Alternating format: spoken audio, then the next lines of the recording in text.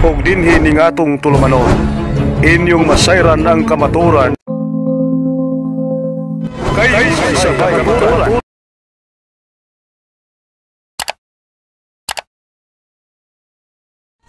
So karon mga kaigsunan, dili gyud malikayan nga diri sa tong pagtuo do nagay mga pangutana nga atong masinati. Nganong ang Katoliko dunay mga rebulto, nganong ang Katoliko nay mga purgatoryo, mga Katoliko magtuo man nga si Santa Maria inahan sa Dios. O gitawag natong Immaculate Conception, si Santa Maria nga nag-ingon na wala siya ay sala, o Immaculate Conception mo na siya. Ug doon na po yung mga pangutana, natubag na to nako katong kaniadtong ang pangutana, sino bang sinasamba ng mga Katoliko. You can search it on YouTube. Ang title is Sino bang sinasamba ng mga Katoliko? CFD Davao, James Consensino. I-explain na nako dito in Tagalog kung sino bang sinasamba ng mga Katoliko. Tagalog siya, it is because ang nangutana ato is Tagalozon.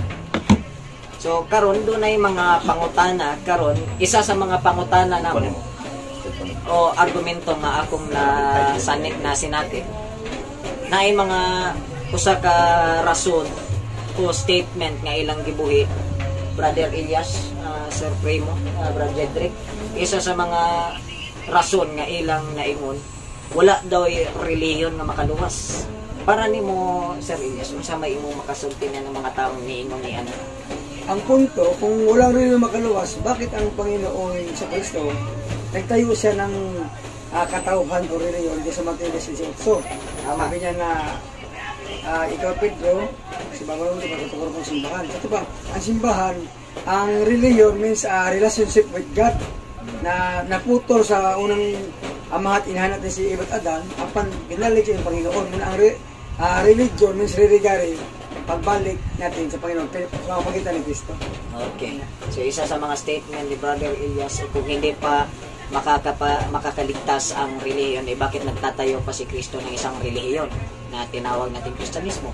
Dagdag pa rin yan. Baka may gusto kang idagdag, Brother Jedrick, patungkol sa iyan. Kung about sa mga nagsasabi na walang religion ang makapagpiligtas sa atin, doon sa mga hindi na naniniwala, especially sa mga kaibayon natin sa pananampalataya, kagaya ng mga protestante, or yung nakabase lang sa Bible alone. Kung baga, kung sa akin, ang tatanungin, kung ako ang tatanungin, kung wala ba talagang church, or wala ba talagang relasyon, or religion na makapagliligtas, kaya ang akin, kung sa akin ang tatanong, ay tutol ako doon. Dahil sapagkat, alam naman natin na ang ating Panginoong Jesus ay may itinayo na kongregasyon ng mga kanyang tagasunod. Kung sa atin pa, yung church na itinayo niya is yun yung mga unang Kristiyano. At yung church na yan ay kinulaan na ng mga propeta. Halimbawa, sa Daniel 2:44 na magtatayo ang Diyos ng isang karian na hindi masisira ng kahit anong karian. So kung sa atin pa yan, kung walang religion na makapagliligtas, wala na palang sa isa yung pagtatayo ni Kristo o ng Diyos ng kanyang kongregasyon. At alam naman natin na ang religion ay derived from the Greek word, from the Latin word, sorry for that, na religare means relationship with God or to bind or to reconnect with God. So kung sa atin pa lumalabas na ang religion is relasyon pala sa Diyos.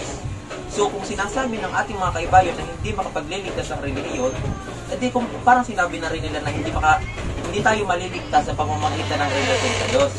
So yun ang aking napakagandang sagot sa napakagandang katanungan iyan.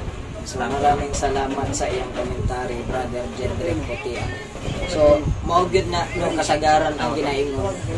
Maugyod na kasagaran ang mga tao na nagyo ni kasagaran ng mga tao nga maugyod na ang ilang argumento.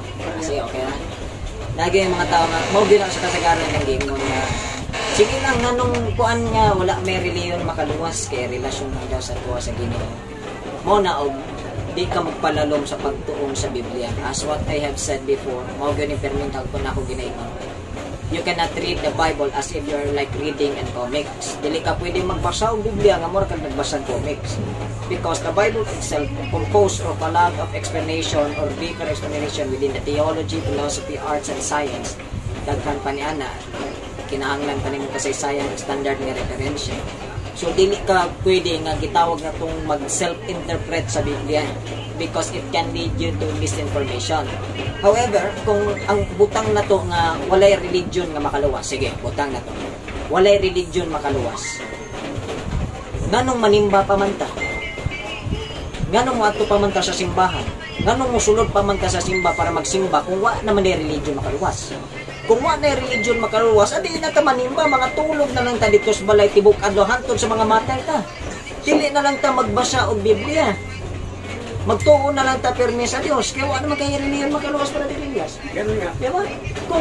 Kung maingon mo gaway religion makaluwas, ngano manimba pa man ta? Ngano manimba pa man mo sa inyong simbahan? Ngano magtukod pa man og ministriya, magtukod pa man og simbahan, magtukod pa og mga unsa pa ba na mga klase-klaseng simbahan diya? Ug wa naman di religion makaluwas.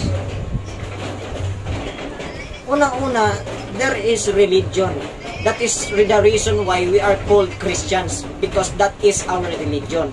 I-explain na kaganyan ni Brother Elias o ni Brother Jetrick Oteong that religion means to tie back, or ang pagbalik o pagdugtong na to diya sa presensya o paghigugma sa Ginoo. Ug tungod ni Kristo ni ana, nabalik ang atong relasyon sa Ginoo. Relegare kung sa Latin, or in short term or short definition, relationship between man and God. So mo din na siya ang religion, a relationship with God to a man. Ang pangutanan na ba sa Biblia ng relihiyon? Brother Elias, kaya atong basahon. Siyempre, nandiyan sa mga mabasa natin yung mga reliyon, maraming mga nakasulat na reliyon dyan natukoy sa simbahan na itagapista na ngayon na mga Katolik. Brad, nabasa dyan. Basahin natin ang unang Timoteo, Kapitulo 3, versikulo 16, or 1 Timothy chapter 3, verse 16. Anong sinabi dito? Walay makalimod unsa kadako ang tinago sa atong relihiyon. Uy, doon na din tinago ang relihiyon. So, ibot pasabot di ay, doon na din mga relihiyon kani ato ang mga apostoles. So, moingon sila nga, way reliyon makaluwas nga nung giingon diri nga dakong tinago sa atong reliyon ang niingon niini si Apostol Pablo. So, ibot pasabot doon na day sila reliyon kani ato. Brother Jedrick, ano pang mga usapay mga kanang laing bersikulo nga magpalig ko niini, Brother Jedrick? Kung katulad nga, ipapalo ko lang yung sinabi ni Bro James na about sa religion.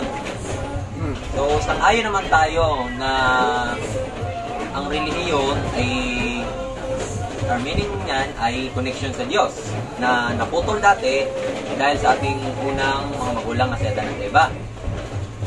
Ngayon, ano bang sinasabi ng Biblia about sa relihiyon? Alam naman natin na ang relihiyon, katulad nga sinabi ko, is relation sa Diyos. Dahil ang relasyon yan, nagpunta nga dito ang Diyos sa atin, bumaba sa Juan 3:16. Babasa ako ng Tagalog Bible, John 3:16. Kumbaga, ito ang nasusulat. Sapagkat gayon na lamang ang pagsinta ng Diyos sa sanlibutan, na ibinigay niya ang kanyang bugtong na anak, upang ang sino man sa kanya ay sumampalataya ay huwag mapahamak, kundi magkaroon ng buhay ng walang hanggan. Ganda ng... So, mababasa natin din na mismo ang Diyos ay pinadala ang kanyang sariling anak para makapagrelasyon dito sa atin upang maligtas ang lahat at yung sino mang sumampalataya sa kanya ay mas lalong mapapalapit sa Diyos. Ngayon, nandito sa babasa uli ako ng isang talata na about sa relihiyon.